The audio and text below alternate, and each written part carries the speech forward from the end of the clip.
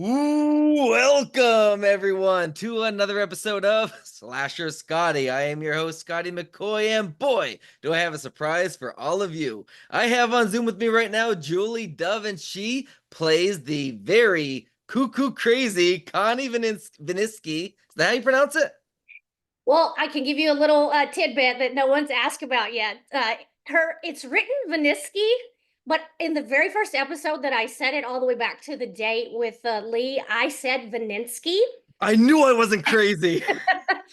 And so I went to the producers, like, okay, you can keep saying Vininsky, but it was a little bit of time before they changed it in the scripts. And you'll notice like a couple of actors on the show have said, I won't say who they are, but one person said Vininsky once, and then one person just said something completely different.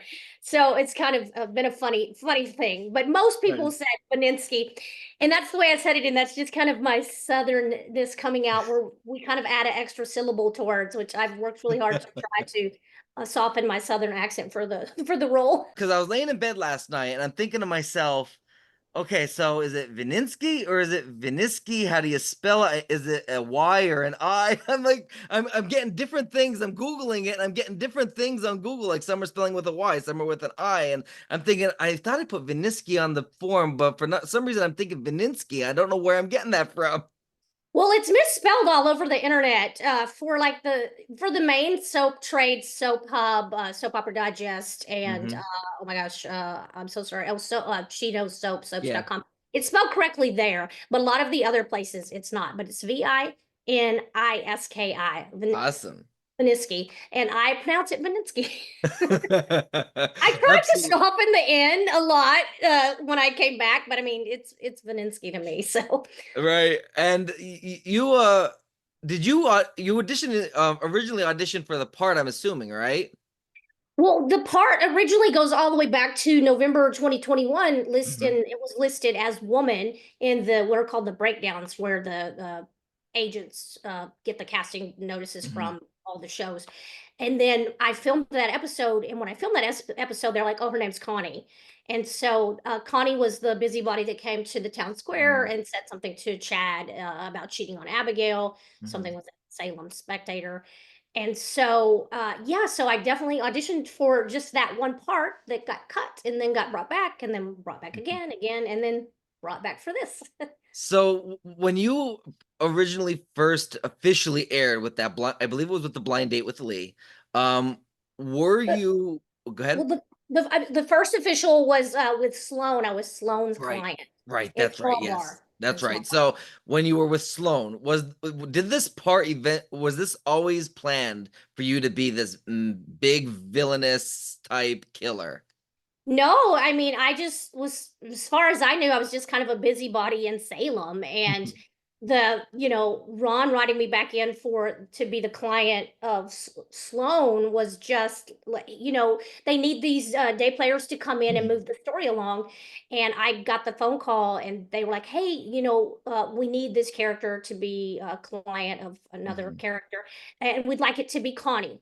And I was like, amazing. So there's a tinge of the busybody in there because I'm like, well, I heard about Paulina Price is like, wants to sue you or something. I can't remember exactly what it was, but anyway, yeah. So I mean, and that I did that, and I thought that was it, and then I got called to come back, and then when I got the script, it was the date, and I was just like, oh wow, this is like really big. That's really great. And like I said before we were recording, you're killing the part. I absolutely love it. This is, as I told Sherry when I interviewed her, like this storyline with you, Melinda, and Gabby. Right now, that's my favorite thing going on the show. Like every time it's on, I love it. I'm like, oh my god, what's gonna happen next? I really like it. I mean, it's so you can never please anyone, Hmm. and I used to follow a lot of I used to check the hashtag every night for days, but I the slash days or slash days of our lives, but I haven't been checking it during the storyline because I did it on the first day, and some people weren't kind, and Yeah. I obviously I know that that's going to happen, but people have said online forever that they want a story that encompasses so many of the characters of the show Yeah. together, and I'm that everything's Yeah. intertwined, and the other characters are talking about the story, Mhm. which we've seen a lot in the last week, like who's Connie Viniski? Oh, Gabby's crazy assistant and stuff like that. So Yeah. I really like it, and the actors I've been able to work with are amazing. Sherry and Yeah. Tina, it's just been great, and Elia, you'll see some, and Yeah. Tamara, and I have another scene with Stacy this week, so that's really Nice. cool. That's really exciting. So I'm kind of now backtracking to my very first question because I Okay. usually ask this first. But we really got really deep right into Connie right away, which is really cool because it's exciting. Like your storyline is really starting to wrap up now.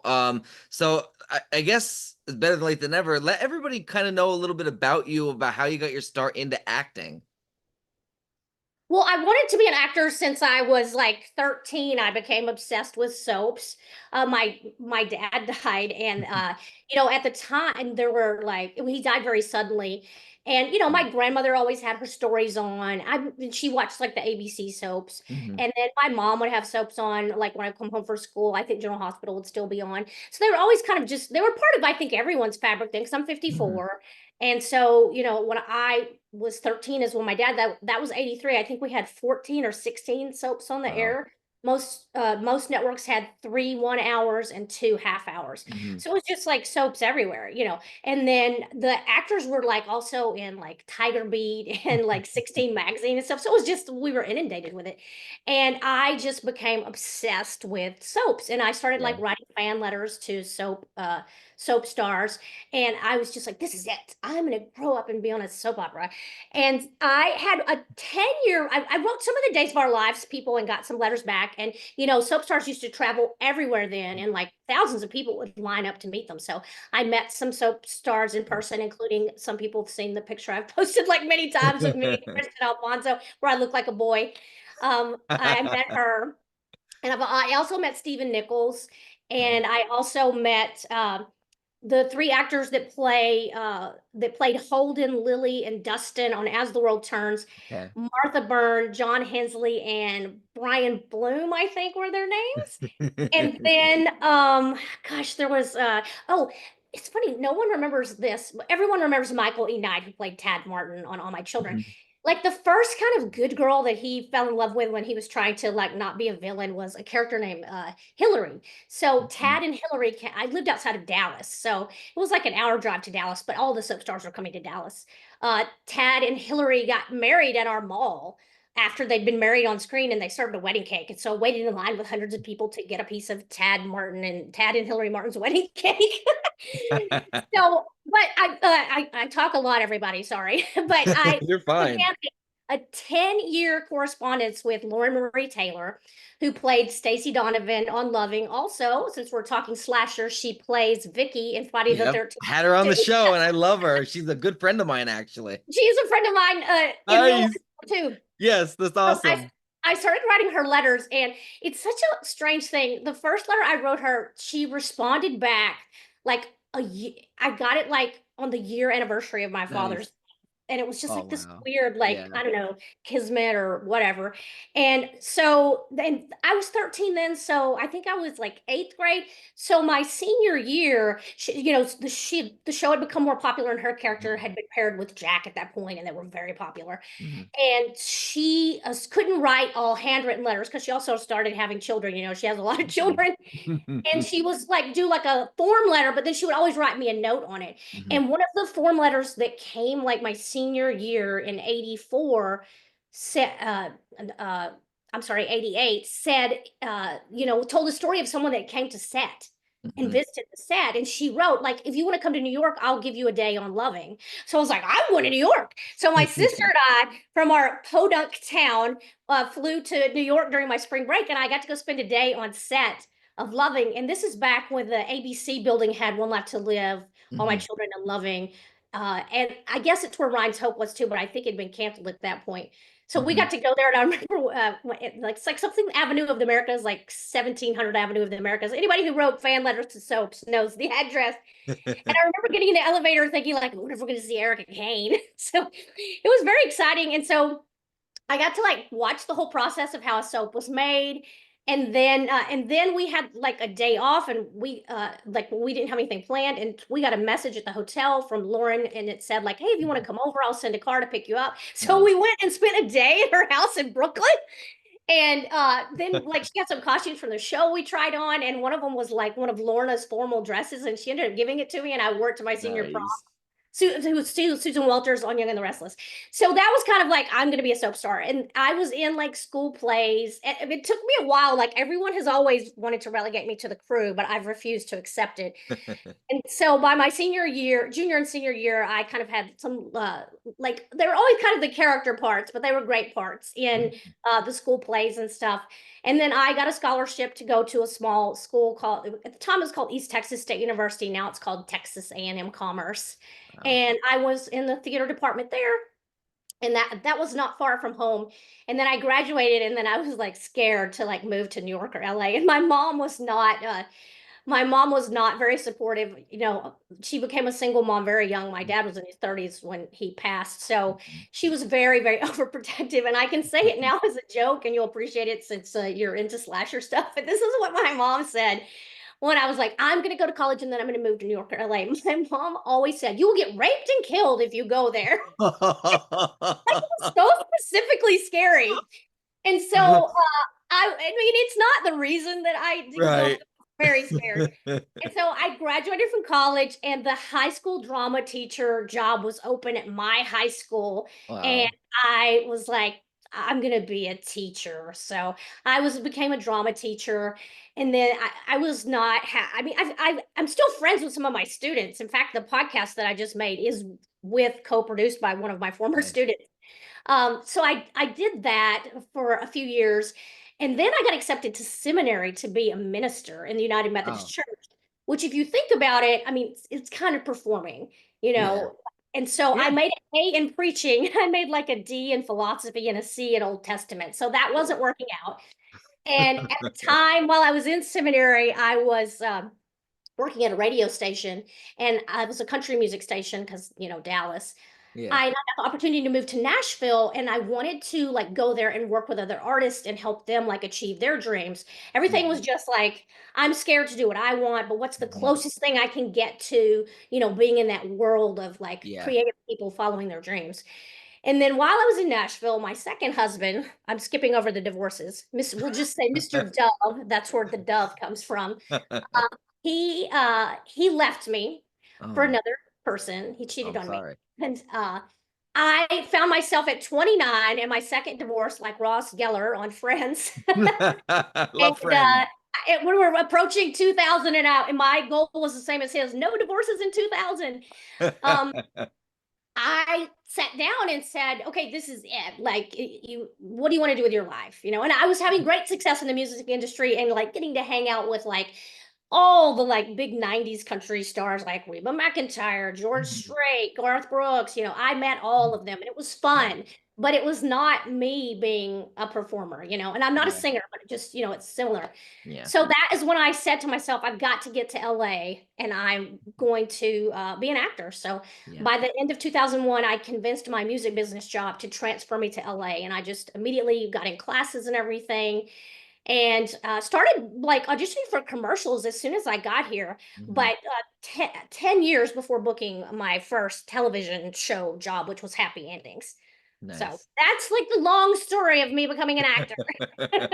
That's awesome though. Yeah, I mean, it's just it's amazing because you grew up watching soaps and now you're on Days of Our Lives. You know what I mean? I That's mean, I wanted to grow up and be on a soap, and I just, after I did the first episode and it got cut, it was a yeah, dark period, because I was like, okay, well, you did it, you experienced it, that was amazing. So there was right. joy there, but then when it didn't air, I was so sad, and I was like, well, maybe you're really not meant to be an actor, or you are, but like, community theater or whatever. All Yeah. those things are rewarding too, because it's very hard to pursue Yeah. this and It to is. financially survive, even with like, day jobs.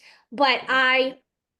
I just, I worked through it, and I kept going. And then just out of the blue, I got that call from Marnie. And then I just kind of kept getting these out of the blue calls leading up to, and booking other roles and Right. stuff. And then leading up to the call or the email from Bob Lambert, the associate casting director, who is just as amazing as Marnie, the casting director, that said, "Oh, Connie's coming up in a few outlines," and that was in like October of last year. And Hmm. that's all they say. They're very cryptic. They're Right. very confidential. And Hmm. then he just kept sending emails for like 3 weeks saying, "Oh, she's in a few more episodes. She's in a few more episodes." And then it was weeks before I got the first script, and there was no. And I think this kind of goes back to an answer to your other question. There was never anyone, no one ever sat me down and said, like, "Here's what's going to happen. You're going to be a Right. bad guy." So it's interesting from an acting standpoint, having to make the choices as I go, Mhm. versus like knowing like what the end game is Yep. and what I'm working towards. Because if you work on a Yeah. movie or even like, a series or something, generally, you kind of know the direction of where the Mhm. character is going, which can help inform your choices. But with this, it was like when the scripts came, that's when I knew what was going on. Right. Yeah, and if you think about it, you're in the likes of a Stefano Demera, a Clyde Weston, even a Victor Kiriakis. You're now got that villain aspect to you. Like, you're with the greats now. Like, Thank you. yeah, absolutely. And you're killing it. You're absolutely killing the role. Like every Thank you. time I watch you, like, and you're talking to Lee, I'm like, oh my God, like she's such a great actress. Like it makes you hate her. It makes you think she's crazy. Like she really is. You're really doing the part justice. You're really doing what your job is to do. Thank you. I definitely said early on in an interview, if you hate Connie, I think I'm doing my job because I mean, Absolutely. she's turned into a pretty awful person. Yeah. It, but I really like her, except for the killing part. I mean, I like playing that, but you know what I mean? Like she's kind of Yep. like quirky fun. I relate to like the kind of lone wolfness of her and like wanting to Right. fit in with the popular people, but Yep. I killing anyone. So Right. we, So I we I did not have this question written down, but I have to ask it now. I just thought of it, and because it had me literally. I was taking a drink when I watched yesterday's episode, and when you said this line, I lost it. When you I think it was I think it was to Melinda. It might have been to Melinda. I think You I know said what it about is. you gained weight. Yes. Yes, I spit out my drink, and I'm like, I "Oh say, my don't God, worry. did I you just say say something like, that?" don't worry, Melinda. Their body image doesn't matter in the afterlife. And I'm like personally myself going, thank God it doesn't. How many takes did that take without laughing, or was that a once and done thing? Because I Oh, would it's be bursting out. everything is once and done on Days of Our Lives, which is why Connie Viniski is Connie Viniski. There is no second take. Rarely is there a second take. So it was one take. That was it. Wow. I would a lot because I think Sherry said the same thing as like a once and done. I'm thinking, how can you do that one time without losing it? Like I would be laughing, like, telling somebody that you don't have to worry about your weight, like you don't whatever. In the after, like I'm like, oh my God, that was so funny. It's really one of my favorite things. I mean, the writing team, I think the writing team has done an amazing job with Yeah. the storyline. Yeah. Absolutely. So, what was it? Because you grew up obviously watching soaps and that. So, what was it like meeting the legends like Deidre Hall and Drake and even Steven Nichols? You know what I mean? You met him before, and now you're working with them. Yeah, I mean, it was amazing. I did not get to talk to Drake. He Hmm. was not filming most of the days that I was filming. And the last day that I was there, he was filming, but I had so many things I didn't even get to Hmm. talk to him. Ah, But I definitely talked to Deidre a couple of times, and she nice. did come up to me and introduce herself, and she said, "Oh, you're doing a great job," which I was just like, "Oh my gosh!" And then Hmm. I went up to Stephen and Mary Beth. They were usually in the makeup room rehearsing Hmm. together, while Mary Beth was, because the guys, it only takes them a minute, but the women were getting a lot done. Yeah. He would be in the makeup room when she was getting ready. Sometimes they'd be running lines, and it was right the day before Christmas break. I went up to them and I was like, "Hey, I've been here 2 weeks, and we've said hi, but I've just now got the courage to talk to you, and I just want you to know that I grew up watching the show, and I love you both." And I said, "Mary Beth, I wrote you a fan letter, and you wrote me back," which she did. I still have the fan letter. And then I said, "Stephen, my sister and I came and stood in line with like 1,000 people to meet you at the Mhm. Dallas Auto Show, and you were behind a table, and we weren't allowed to take pictures, but I leaned in and my sister took a picture, and we kind of got in trouble for it." I said, "But I love." So they were like, "Oh my God, this is great. This is amazing. Like, welcome. Look at you." So it was Right. great. That's And awesome. then when I met Suzanne, I I'd met her and she was like working on something. I guess it was really quick, but I said, "Oh, I just want to say hi to you." And she was like, "Oh, hi, nice to meet you." And then she came back the next day and said, "Oh, you tried to say hi to me yesterday. I was busy. I just wanted to introduce myself." And so we had like a That's little chat. nice. It was so nice. And then Judy Evans was just like Judy and Wally both, but Judy specifically was like so nice to me. She would check in Right. on me all the time, and she gave me like a really nice like going away card and That's gift, and awesome.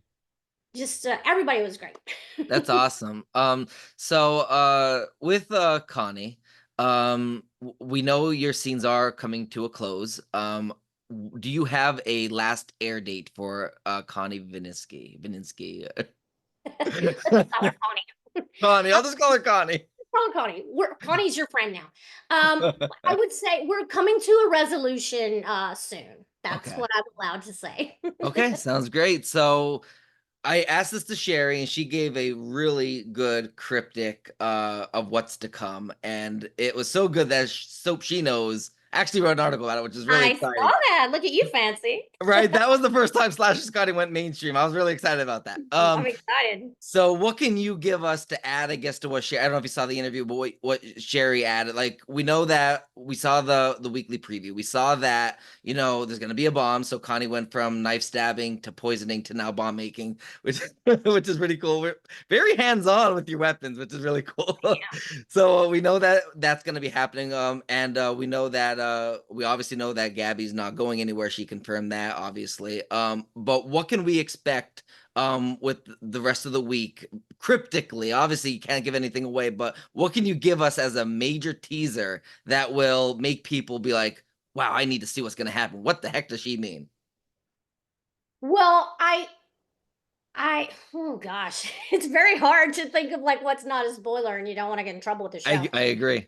I mean, I would just say that you guys know about the explosion, so we'll Yeah. say that it's a pretty all-encompassing explosion, a Mhm. big bang, and after Connie thinks that that's successful, she goes, she's got to get out in Salem and tie up some more loose ends, and that Okay. maybe she didn't make the best move with that decision. I'll say that. Okay, that's a perfect teaser, because now that has me wanting to know, wow, loose ends. What loose ends does she have to deal with? I'm assuming it has to probably do something with Rafe and JD, you don't gotta say. But so that's just me guessing. And when you think of that, it makes you think, okay, so now that might not be the best decision. Now where is this gonna go? Is she going to Bayview? Is she gonna get shot dead? Like, there's so many alternatives that it can happen, which is Are really exciting. I can't wait to see how this is gonna play out. It's gonna be great. As an actor, I was on the edge of my seats when the scripts were coming of what was going to happen I because have I to didn't say know though, I either. have to say, you did something that nobody else that I can really think of has done, and it's a very ballsy move, and that is blowing up the pretty much blowing up the Demare mansion. I know. I mean, That's that's pretty ballsy. big doings for Salem. Right. So I asked Sherry something similar, and I'm gonna ask it to you, but in a different version of the question. She actually really loved this question, and I said I think I'm gonna have to think of something for Julie now. So I have to look at my notes for this one. So if you could talk to Connie, what would you tell her to calm her down to not try to kill Gabby and Melinda? I mean, gosh, I would. Because you're talking about cuckoo crazy at this point. It's so beyond how she because I definitely, I've said this before, I don't think she was always crazy. I think Mhm. that the rejection from Lee Shin is kind of what sent her over the edge. Mhm. And I would just say, girl, get it together. Just turn yourself in, get some help. You're not too old. You can maybe have a normal life again. Mhm. You can plead insanity because clearly you're Yeah. crazy now. This isn't how you've always been. This isn't who you are. Mhm. So it's just who you've become, and you've let this obsession turn you into this. So I think that's what I'd say to her. Absolutely. And it's funny because like even Tina is doing a great job as, Oh my gosh, in that so great. role. Like just her like in her scenes when you're not in the room, and she's talking to Lee, and she's like, "Oh my God, now she's got me talking to you." Yeah, Like yeah, it's she's so great. talented. She's very talented, and you really like they got a great co-star in you, and you obviously got great co-stars in them. So you really balance each other out. You really can work off each other really well, and it brings it together. And Thanks. that's what really acting is. You need that Yeah. chemistry. Yeah, and let's not forget Remington, Yeah. real and cardboard. But it's great because of how kind of the Lee in the afterlife versus Mhm. Lee in regular life. I Yeah. like kind of a more relaxed, comical version of Lee Mhm. Shin in the afterlife. So yeah, and he was great to Awesome. work with too. So Absolutely. And yeah, everybody all around, even from the people on set like that you see on screen is great. And but even the people behind the scenes, the writers, the producers, the directors, the lighting techs, like they don't get enough credit for this. They don't get enough credit. they don't, and I mean it's interesting because Days of Our Lives is made at a pace much faster than all of Mhm. the other shows, which is why it's far ahead. And Mhm. so, a lot of I mean, I'm like the kind of person that's like, I want to justify everything in the world. But a lot of the people that are like, oh, I don't believe this about the budget, and you blame everything on the budget. It is an extremely tight budget compared to what it used to be and compared to the other shows. And Mhm. what is accomplished every day to bring this show to the fans by the group of people doing it, it's like Yeah. unbelievable. Unbelievable. I mean, going down to like the PAs, the assistants, the Mhm. producers, the background people, which sometimes people make fun of, but listen, those people are working their ass off Yeah. to try, to Yep. vary themselves up in all the scenes and stuff. Mhm. And it's just it's an amazing group of people, just because they're nice, but it's just also just what's getting accomplished every day and the amount of material that is shot every Right. day, just Yeah. like And unbelievable. absolutely. And I interviewed maybe about a year ago, maybe a little less than that, Teo Pendulous, who played Tony Andre DeMera. Oh yeah, so Um he's got the past and present perspective. exactly. And that was one of the questions I asked him about the filming, and he said he doesn't really do as much now. He's kind of Yeah, retired at that point, but yeah. he talked about like in the past, like they would film 3 4 episodes, a day a lot of the times. So currently, like, because obviously Teo's not there now, how is the filming now? How many episodes do you film a day, or how much is filmed a day? Well, you don't ever film an episode from beginning to end, which is what they Mhm. did, in the 80s and 90s.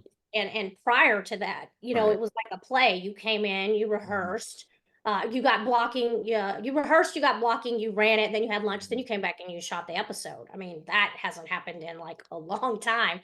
Because I actually talked Mhm. to Lauren and James, Kate and Abe. I talked to them and I asked them, I was like, tell me what it was like before. And they're like, oh my God, it was so different. So now you're never filming a complete episode. You're filming Mhm. scenes from like 5 or 6 episodes. But just myself alone as this character, I had multiple days with like 50 pages of dialogue. Yeah. So It's a yeah, lot. it's a lot. Yeah. And it's funny, like I shot this one scene with I think it's like my first day at Demira when I come in, and it's Tamara and Stacy. Well, it's first. I think it's first. It's a scene with Tamara, or actually, the first scene is with both of them. But Stacy like left to shoot a movie, so Mhm. I shot the first half of that, the second half of that scene with Tamara in December, and the last half of it in February. Wow. But it was the same day on the show. Wow. It was the same day in the episode, but I shot part of it in December, part of it in February. I was like, I've probably gained or lost 5 pounds. I hope I look the same.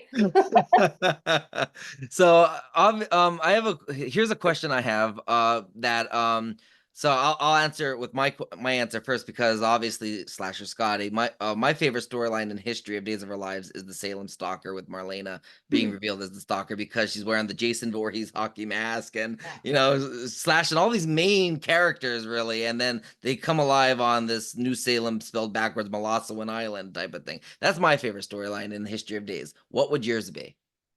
Well, now here's the thing where I say that I have not watched Days continuously, and I always Okay. give props to everyone who has watched it continuously. So my main watching time is 80s and 90s, Okay. then some in the 2000s, and then of course the last 3 years religiously. Okay.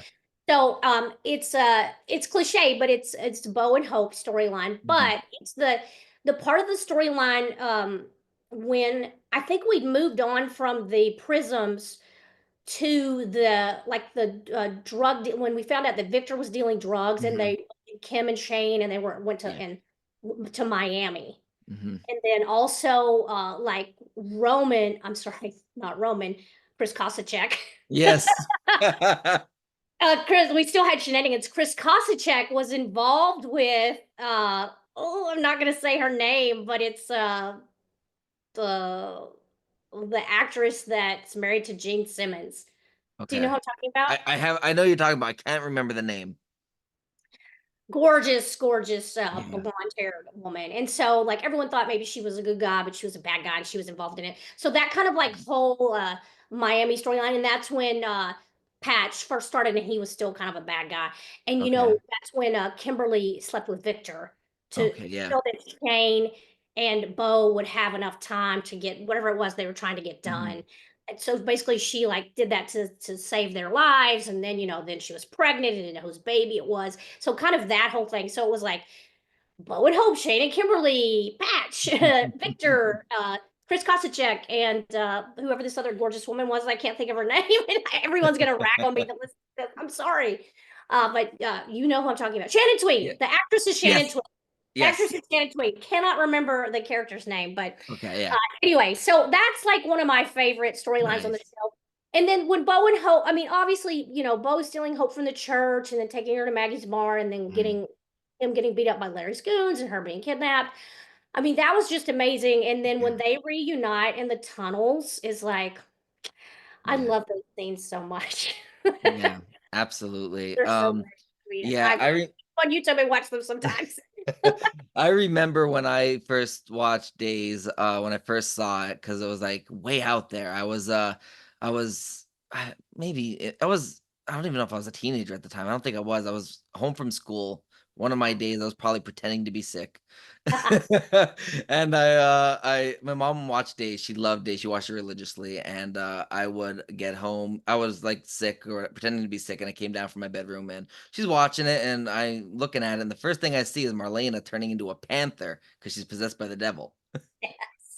So so that struck me, that I mean, a horror guy, and Yeah. I watched horror movies since I was like 6, Yeah. 7 years old. So I mean, watching that was like really cool, seeing that supernatural element. And I watched it ever since. But I mean, obviously, I couldn't fake not going to school the rest of my life. So my mom would not watch Days. She would have my dad tape it when we used to have VHS tapes. Do we Yeah. even know what they are anymore?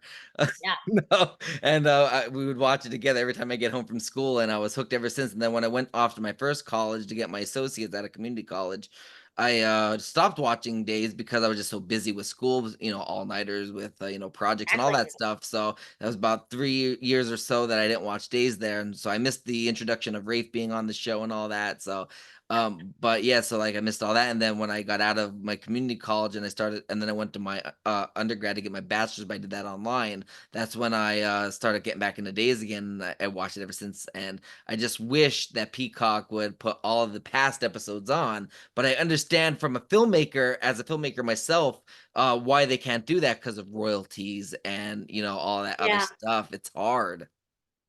I know, I wish they would too, because I would definitely watch it from the beginning. There's Yeah. so many storylines that I didn't get to see over the years because I kind of like first Mhm. got out of it because of college too, because I was things just weren't readily Mhm. available to watch like they are now. Like you Yeah. had to have a VCR and all this stuff. Yeah. But I there's some storylines I've went online and tried to watch from Mhm. beginning to end because fans have put together videos. So I feel Yeah. like I've been able to keep up with a lot of Mhm. things that I missed because of that. Right. So I'm just so glad because I know there's like fans out there like on these forums. If you really look hard on the internet, that will sell like the entire storyline for like maybe say $50 or whatever from start to finish or whatever. So you may have to send me that info. yes, I know. I actually I love the Salem Stalker storyline. So I have from 2003 August until the end of 2004, and I might have some of 2005 as well. And I have it on my hard drive because I bought it for Oh, like $50. oh, that's amazing. Yeah. Another storyline I really loved that is kind of like very forgotten, but was Pete and Melissa and Ivy, Oh yeah. love triangle. Pete was a member of the Vipers, and Yeah. Melissa Horton fell in love with him, and Melissa was Hope's best friend. Yeah. And then he kind of he were also worked at Shenanigans as like a busboy, and Chris helped him Hmm. like kind of clean his act up, and so he was kind Right. of a good guy. But then I don't even remember why, but he slept with Ivy and got her pregnant, and so then it was like he was gonna have a baby with Ivy, and but Hmm. Melissa still wanted to be with him, and Nice. that was a good storyline too. Yes. Oh my God. Yes. So have you had the opportunity to meet Bill Hayes before he passed? I did not, but I did get Okay. to meet Susan after. Okay. Okay, yeah, because I know his scenes are coming up, like, them I don't know how he's gonna pass away on the show, but those are coming up, I believe, with the 15,000th episode, I wanna say, like, coming in end of November to early December, and, I didn't know if you had the chance to meet him, because I heard good things about him, and I it's didn't. just I did go to his memorial. Like we were all invited okay. as cast members, and Okay. that was like probably the most uplifting memorial service I've ever been to. It was Wow. really, really nice to get to Nice. hear so many people speak about him, and Yeah. I heard Susan speak there, and then I ended up meeting Susan at the Tales book signing. Okay. Nice. Yeah, it's so sad, he's such a legend on Days, and he's obviously gonna be missed, so Absolutely. yeah, so last question I got for you is all about you. Anything that you would like to promote, any projects, social media accounts, or anything else at all for the listening viewing audience? Well, I'd like to say that, personally, Sherry gave me this necklace after the show was Oh, over. nice. It has a C for multiple things. The C is for my dog Chula that passed right Aw. after we filmed the arc, Mhm. and the C is also for Connie. And Sherry's mom sells jewelry, so if you follow Nice. her, that's where this came from. So, and I Nice. love Sherry, and I just want to shout out to her. I have a podcast that we have 7 episodes. There's going to be a one update episode, Mhm. which will make sense to you if you listen to the podcast. But the whole story of the podcast is out now. It's called True Texas Crime: The Significant Life of Angela Stevens. I know that's a long title. If you just put my name, Julie Dove, into any podcast app, this podcast will come up. Okay. And it's about a girl named Angela that I went to school with, Mhm. and she was murdered in the summer of 1988 after my senior Wow. year. She was murdered by 3 boys in our very small town of 2,300 people, and I knew one of the 3 Wow. murders. And it's a story about how she's kind of a forgotten victim. Her family talks on the record for the first time about it, and it's very important story about how we treat victims, how we treat women still today. Mhm. And I would love for people to listen to it. Yeah, I've gotten really good feedback from it. It's Okay. tough true crime story, and but it's an important one. So I've got Yeah. that going on. I have a Mm. cameo coming up, just a little quick scene in the new show coming out on CBS this fall called Georgie and Mandy's First Marriage, which is a Nice. spinoff of Young Sheldon.